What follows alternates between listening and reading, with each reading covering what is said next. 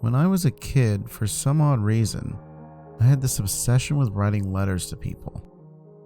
My parents thought it was kind of funny, and they would even help me with the hobby sometimes.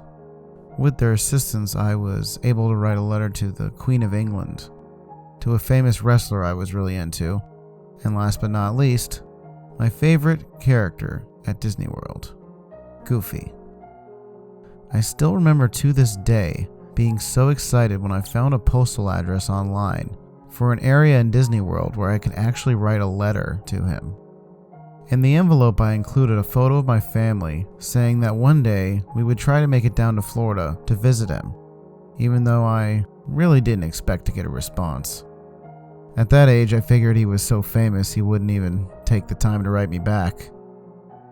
However, believe it or not, several months later, I received a response from the character himself. It was written on old faded paper, and its envelope was oddly tied together with a piece of red yarn. All it said was, "See you real soon," with a photo of Goofy inside.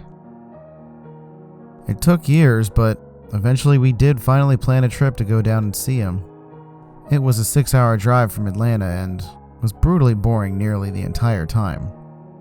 That was until we got onto Disney World property and passed under the beautifully colored overpass where Mickey and Minnie stand on both sides of the road, welcoming you in. I remember feeling at that point like the possibilities for the vacation were endless. Sadly though, with endless possibilities, sometimes come terrible and unexpected outcomes. And with this trip, that rule definitely rang true. I still feel that before the events of that vacation, I never truly felt fear. Like actual terror. It just wasn't a thing in my life yet, and it changed me. Anyways, everything started after we went under that overpass. I remember we were surrounded on all sides by those long sweeping lawns that seem to go on for miles just before you enter Walt Disney World. My dad told me to open the window to get in some fresh air for my baby sister Hannah. So I rolled the window down and was quickly affronted by a putrid aroma of something dead nearby. I looked out into the trees beyond the grass trying to find a vulture or something, but nothing was in sight. I started to roll the window up but froze when I finally saw something moving in the trees. It was a tall, lanky man dragging something through the woods. As the car drove past, I could see him more clearly and began to realize he wasn't just any man either. It was hard to tell, but his face looked mashed up and almost as if he had a tail. My stomach sank as he turned to me, lifted his hand and gestured hello, slowly waving his fingers like a creepy circus clown. I screamed for my parents to look, but by the time they had turned, he was hidden again. I'll be honest with you, that scared the crap out of me. I didn't really have much choice but to try and push it out of my mind. I mean, I was finally at Disney World, and no matter what I said to my parents, they weren't buying it anyways. Can't say I really blame them. I did sort of start to forget about it though once we arrived at the Wilderness Lodge. That's the one surrounded by woods, but still on the lake with all the other resorts. We checked into our room and went to go grab a bite to eat afterwards. Our plan was then to take one of the ferries over to Magic Kingdom for the fireworks, which I was very excited about. We ate at some place called Trail's End or something like that, and my parents ended up talking to another big family that was attending a reunion there. My mom and dad talked to a middle-aged couple about stuff related to babies and Hannah, so I got kind of bored and started talking to their grandfather. He was kind of a strange, crotchety old man and didn't really seem like he wanted to be there. I ended up telling him what I'd seen on the way into Disney though, and his eyes widened with terror. "The cartoon man. He'll come for you." The woman who was talking to my mom quickly took notice and did damage control. She put her arm around him and escorted him out of the restaurant as he continued to rant and rave. The husband perked up as if experienced with explaining this type of behavior. He gets a little loopy sometimes. Living on Disney property all these years, maybe he's had a bit too much fantasy in his life. He lived on property? I asked with genuine curiosity. Yep, about half of the year he rented one of those lots out on the campground, lived out of his RV. He used to love it, but sadly he had to move in with us last year due to his condition. My parents nodded and we all decided to head out after that. We ended up going to the fireworks show after all, which was the first part of the night where I somewhat started to forget what had happened. But that only lasted so long. We got back to our room and found it totally ransacked. Our suitcases were torn apart and stuff was strewn all over the place. There was also this saliva-like liquid covering everything. It was disgusting. We called the hotel security to come check it out, and due to the fact that Hannah's baby stuff was the only stuff that was really missing, they said that they thought raccoons were to blame. Seriously. They said that we had probably accidentally left the patio door open, considering it was slightly open when we returned. They also claimed that there was an increase in raccoon activity that week too, which basically had my parents totally convinced at that point. So while they cleaned up our room, we went out to the dock area where they decided to have a few drinks and joke with another family about how unlucky we were for being attacked by raccoons. Once again, I was bored though, so I started walking down the dock and eventually found myself in an area that was pretty much completely empty. I looked out over the vacant dark lake and noticed something in the distance floating on top of the water. It was a little makeshift raft built from trash and old wood and stuff, with a man standing on top of it.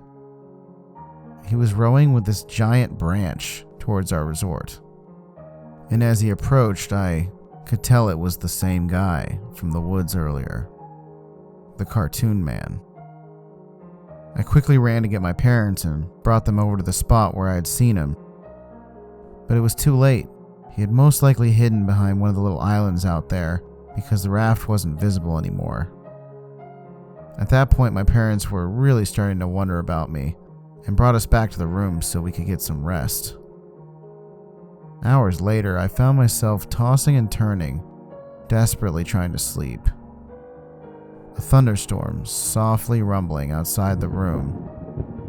I closed my eyes trying to sleep again when I heard a scratch on the window beside me.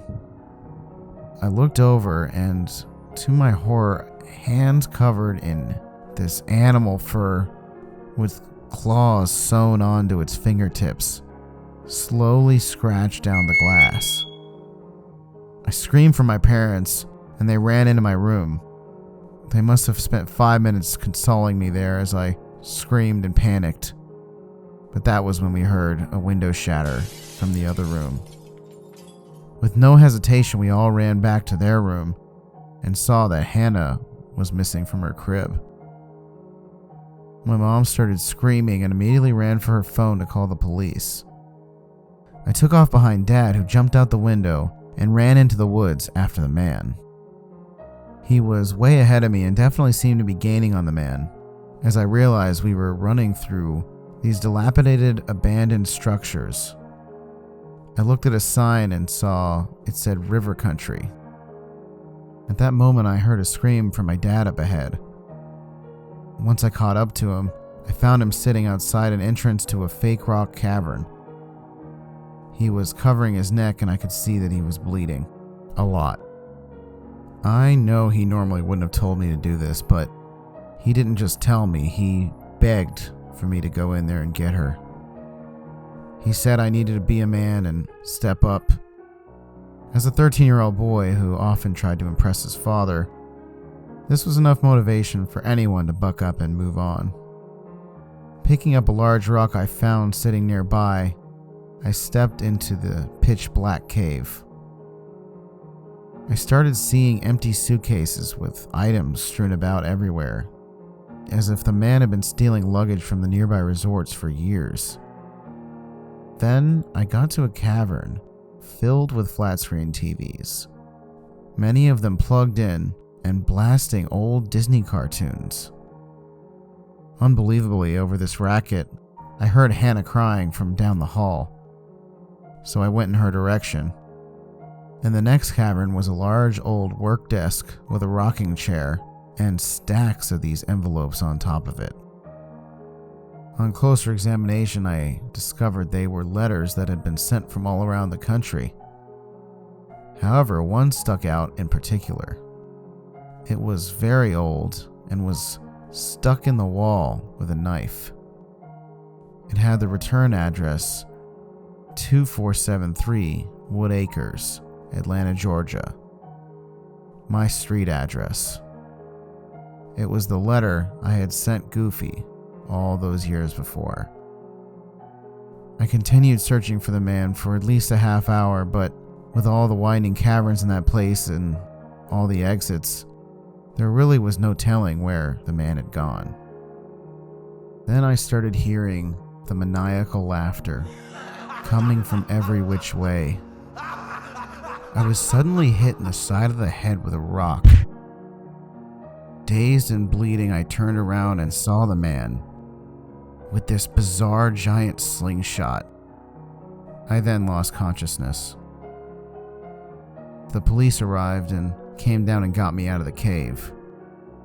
An ambulance brought my dad and I to the hospital where, luckily, he pulled through and I just had a minor concussion. My little sister Hannah, though, was never seen again. No matter how many subsequent searches the police have done, she's still never turned up. And as far as the cartoon man goes, he hasn't been seen again either. Today I received a letter in the mail from an unknown sender. It was a picture of Hannah, and inside the envelope was a torn piece of paper with 4 words written on it. The words, "See you real soon."